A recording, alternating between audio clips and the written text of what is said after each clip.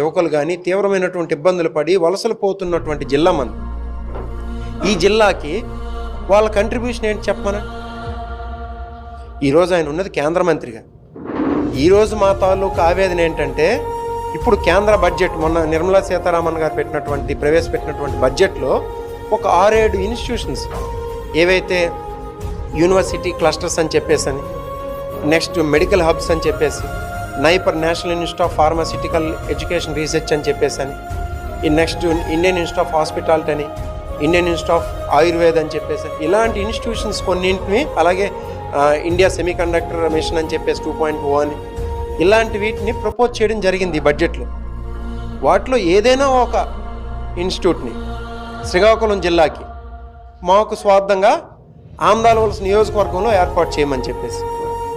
ఆమదాలవలస నియోజకవర్గం కూడా మీకు 3 సార్లు మీకు 3 సార్లు మీ ఫాదర్కి ఎంపీగా పంపించడంలో కంట్రిబ్యూట్ చేసింది కదా.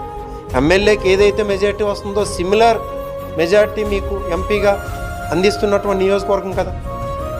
మరి మీరు ఈ నియోజకవర్గానికి కూడా చేయాలని చెప్పేసి రిక్వెస్ట్ చేస్తూ